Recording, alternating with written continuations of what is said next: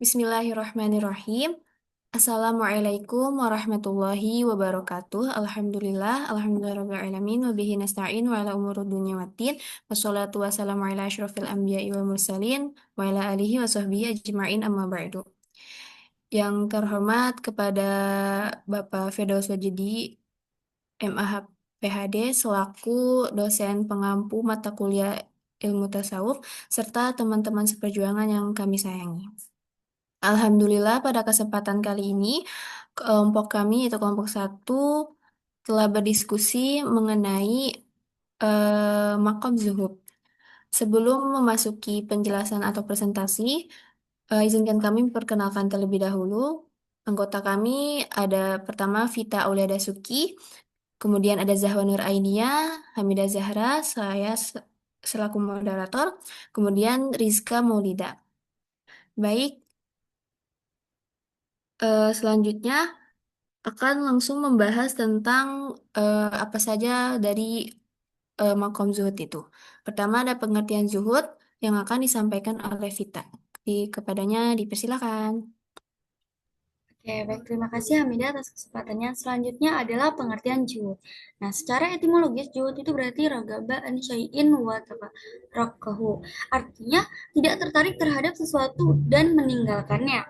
Sedangkan jahada fi'al dunya berarti mengosongkan diri dari kesenangan dunia untuk hal ibadah. Orang yang melakukan juhud disebut jahid, jihad, atau jahidun. Nah, jadi teman-teman, juhud itu bukan berarti menolak dunia sama sekali nih, tapi Zuhud itu lebih kepada menempatkan dunia sesuai porsinya dan menjadikan akhirat sebagai prioritas utama. Oke, next.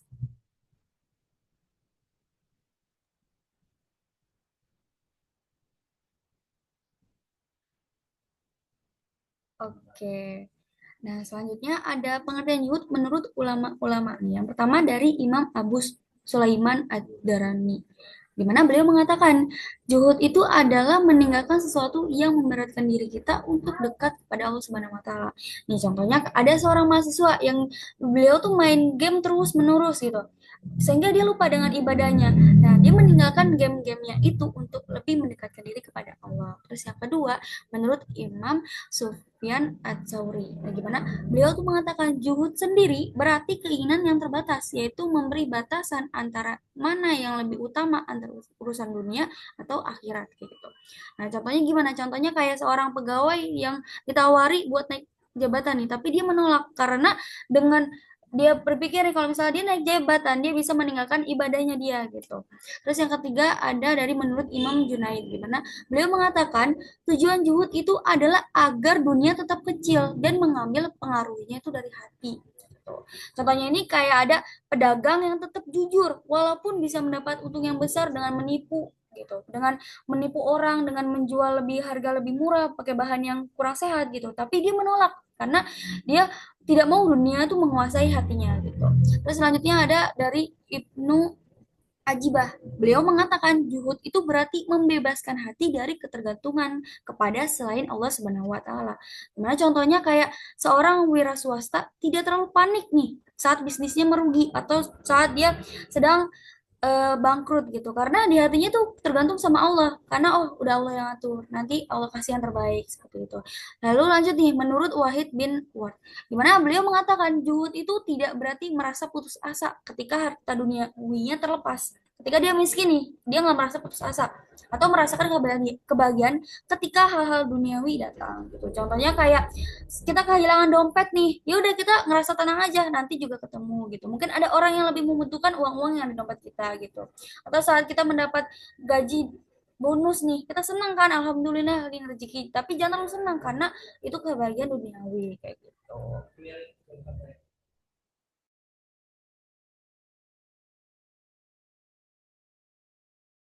Baik, terima kasih Vita.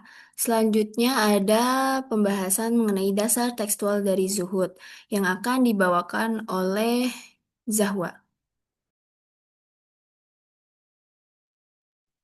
Baik, terima kasih moderator atas kesempatannya. Selanjutnya, dasar tekstual zuhud.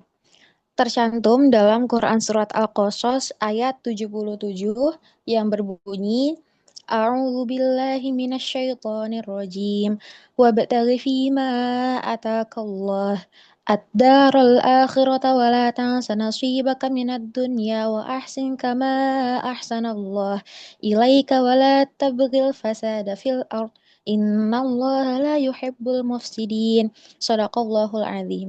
Dan carilah pahala negeri akhirat dengan apa yang telah dianugerahkan Allah kepadamu. Tetapi janganlah kamu lupakan bagianmu di dunia dan berbuat baiklah kepada orang lain sebagaimana Allah telah berbuat baik kepadamu. Dan janganlah kamu berbuat kerusakan di bumi. Sungguh Allah tidak menyukai orang yang berbuat kerusakan. Surat Al-Qasas ayat 77 mengajarkan manusia untuk berusaha mencari keberkahan dan pahala di akhirat dengan menggunakan rezeki dan nikmat yang Allah berikan sambil tetap tidak melupakan bagian yang perlu dipenuhi di dunia. Sikap ini sangat relevan dikaitkan dengan konsep zuhud dalam Islam.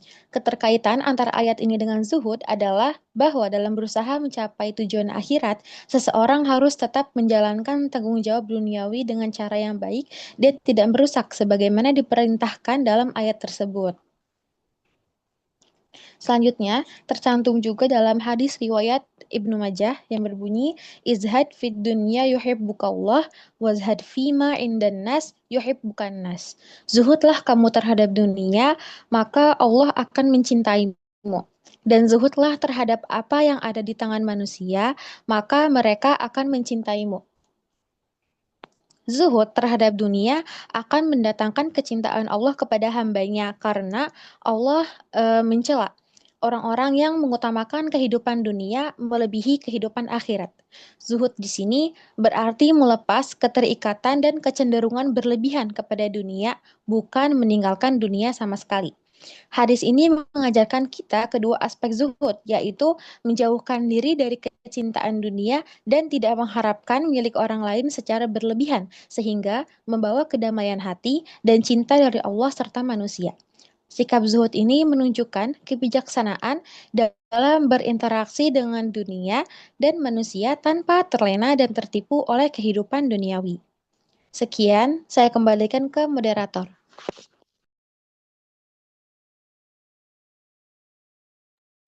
Baik, terima kasih Zawa. Selanjutnya ada pembahasan tentang zuhud dalam perspektif ulama-ulama sufi yang akan dibawakan oleh saya sendiri. Pertama ada Imam Ghazali yang mana pemikirannya mengenai tazkiyatun nafs atau penyucian diri. Maksudnya apa? Di mana kondisi batin atau hati itu tidak tercemar oleh ambisi harta duniawi. Eh, Kemudian menganggap bahwa dunia itu fana, sedangkan akhirat itu sangat sifatnya kekal. Nah, dari sini kita tahu bahwa Imam Al-Ghazali menyatakan bahwa maksudnya itu jangan terlalu berambisi kepada harta duniawi gitu. Kita boleh mencari harta duniawi, cuman jangan yang sampai berlebihan sampai lupa akhirat. Itu yang disalahkan karena akhirat itulah yang kekal. Maka eh, selain itu juga Al-Ghazali ini memperingati kepada zuhud-zuhud yang ekstrim, yang mana mereka itu mengabaikan zakat, gitu, haji, yang mana itu adalah suatu kewajiban beribadah orang muslim gitu. Jadi bukan berarti zuhud itu walaupun tidak berambisi dengan harta, bukan berarti tidak mencari harta gitu. Karena kita butuh untuk mengerjakan ibadah-ibadah seperti zakat, haji, dan lain-lainnya. Kemudian selain itu Imam Al-Ghazali juga membedakan zuhud, yaitu zuhud berdasarkan lemah atau kuatnya dan berdasarkan sesuatu yang dicinta. Maksudnya itu lemah kuatnya itu terhadap harta duniawi, sedangkan zuhud yang sesuatu yang dicinta itu maksudnya kepada Allahnya. Kemudian ada eh, Abu Hasan Asyadzali, yang mana dia eh, terkenal dengan konsep zuhud mewah dan zuhud sebagai keseimbangan antara dunia akhirat. Jadi Imam Syadzali ini tidak meletakkan di hatinya ini kepada dunia dan mengutamakan akhirat yang kekal. Harta itu dianggap sebagai alat untuk perantara atau bersyukur atau juga bisa berupa tanggung jawab terhadap dunia. Jadi harta itu bukan menjadi tujuan utama tapi perantara menuju ke akhirat dan tujuan kebenaran. Kemudian menurut Imam Kusyairi, zuhud itu adalah makom dan akhlak. Dan juga beliau membagikan zuhud pada tiga tingkatan, yaitu pertama menjauhi hal-hal yang haram, kedua menahan diri dari yang halal, ketiga pasrah hanya pada Allah, tidak mengharap selain kepada Allah. Kemudian yang terakhir ada Syekh Abdul Syekh Abdul Al-Jalani, yang mana dia menganggap bahwa zuhud itu, bentar, zuhud itu ada dua. Yang pertama zuhud syuhawairi atau mutazahid, dan yang kedua zuhud hakiki. Maksud dari suari atau mutazahid ini adalah zuhudnya itu meninggalkan dunia secara lahir dari dari segala perbuatan, tapi di hatinya itu masih terpaut akan dunia dan rasa cintanya terhadap dunia. Sedangkan zuhud hakiki ini benar-benar meninggalkan dunia secara perbuatannya maupun dari hatinya.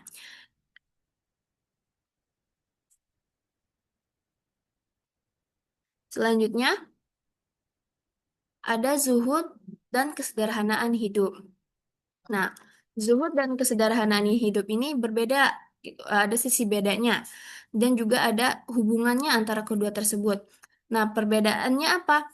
Perbedaannya adalah zuhud itu sebagai sikap hati, sedangkan kesederhanaan hidup itu sebagai lebih kepada pola hidup. Semisalnya, kalau misalnya kita dalam kesederhanaan hidup itu kita, nah, yang berhemat akan duit itu karena untuk ya udah ketatanan ekonomi gitu. Sedangkan zuhud itu kalau kita tidak zuhud itu lebih ke tidak mencintai hartanya gitu. Menganggap dunia hanya sementara gitu, bukan menjadi tujuan utama. Sedangkan kalau kesederhanaan hidup menghemat itu karena ya karena gaya hidupnya dan juga tatanan ekonominya gitu.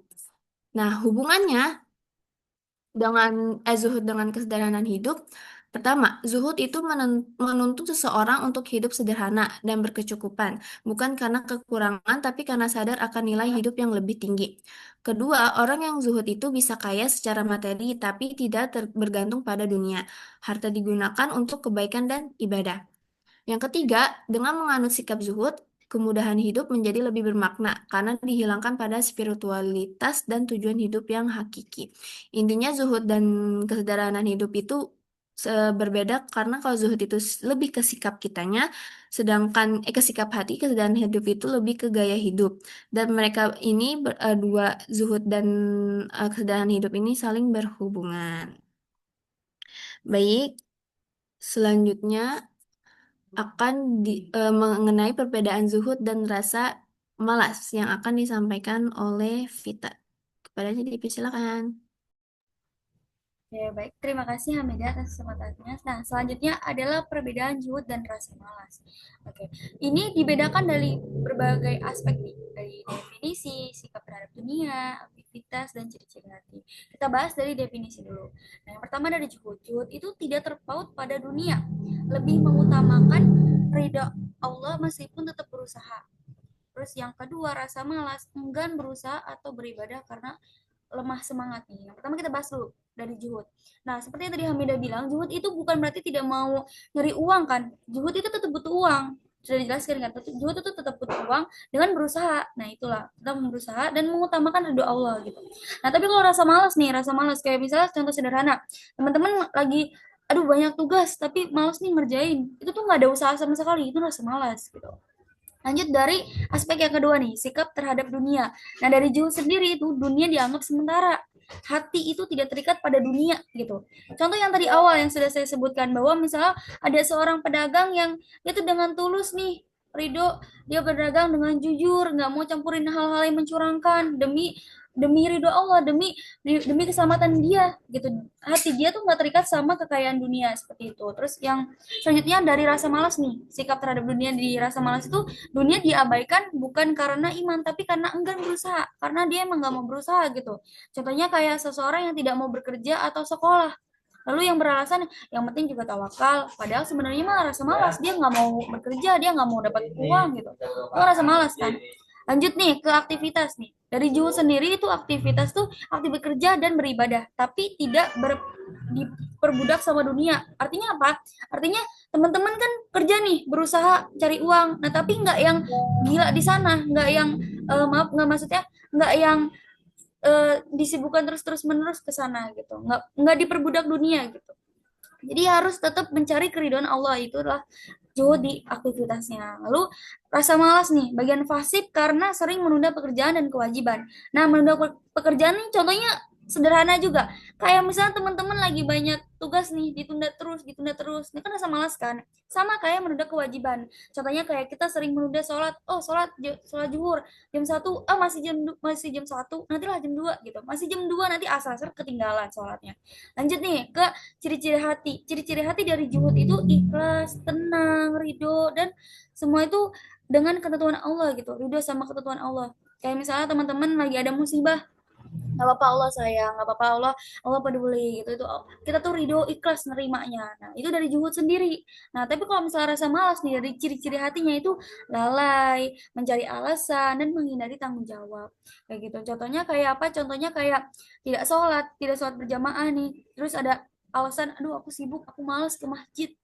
Nah itu kan banyak alasan kan, cuman buat sholat ke masjid aja banyak alasan. Terus dia tuh udahlah nanti dulu, aku nggak mau gitu. Itu kan udah menghindari tanggung jawab dia kayak gitu. Terima kasih, saya kembalikan ke Hamidah. Baik, terima kasih kepada Vita, penjelasannya cukup mantap. Selanjutnya yaitu proses zuhud yang akan dibawakan oleh Zahwa kepadanya. Dipersilakan. Baik, terima kasih moderator. Selanjutnya ada proses zuhud. Imam Al-Ghazali menyebutkan dalam kitabnya Ihya Ulumuddin bahwa proses zuhud itu dikategorikan menjadi 3 tingkatan. Yang pertama itu zuhud karena takut. Seseorang pada tingkat ini masih berusaha keras untuk menjauhi dunia dan mengendalikan hawa nafsunya. Hatinya masih cenderung kepada dunia dan tidak mudah melepaskan kecintaannya pada dunia. Motivasi utamanya adalah takut kepada siksa neraka dan ingin selamat dari azab. Yang kedua, itu zuhud karena mengharap. Seseorang meninggalkan dunia dengan lebih mudah karena mengharapkan pahala dan kenikmatan akhirat. Ia meninggalkan dunia layaknya meninggalkan 1 dirham demi mendapatkan 2 dirham. Namun masih ada rasa melihat dan memandang apa yang ditinggalkan sehingga tingkatan ini belum sempurna. Selanjutnya ada zuhud karena cinta. Pada tingkat ini, seseorang benar-benar meninggalkan dunia karena cintanya yang tulus kepada Allah. Hatinya sudah tidak tergantung pada dunia sama sekali, dan ia bahkan zuhud terhadap kezuhutannya sendiri. Ia tidak merasa kehilangan apapun karena dunia dipandang tidak ada artinya dibandingkan dengan Allah. Sekian, saya kembalikan ke moderator. Baik, terima kasih Zahwa atas penjelasannya. Selanjutnya, contoh-contoh zuhud yang akan disampaikan oleh Rizka. Kepadanya dipersilakan. Terima kasih kepada moderator yang telah memberikan waktunya. Slide selanjutnya yaitu contoh zuhud. Contoh yang pertama yaitu pada zaman Rasulullah SAW. Pada saat itu beliau meminta infak perjuangan Islam. Maka datanglah Abu Bakar As-Siddiq dengan membawa seluruh hartanya, sedangkan Umar bin Khattab membawa sebagian hartanya. Lalu Rasulullah SAW bertanya, "Uh, apa yang kau tinggalkan untuk keluargamu, wahai Abu Bakar?" Abu Bakar pun berkata, aku tinggalkan Allah dan Rasulnya untuk keluargaku. Cerita ini berdasarkan hadis riwayat Tirmidzi. Yang kedua yaitu contoh pada masa sekarang, terutama di kalangan mahasiswa. Contoh zuhud pada masa sekarang yaitu tidak FOMO bergaya hidup modern dengan outfit branded atau tongkrongan malam di kafe-kafe. Orang zuhud akan nampak sederhana meski sebenarnya ia mampu untuk melakukan hal tersebut. Akan tetapi ia lebih memilih menginfakkan hartanya atau menabungnya untuk masa depan. Slide selanjutnya.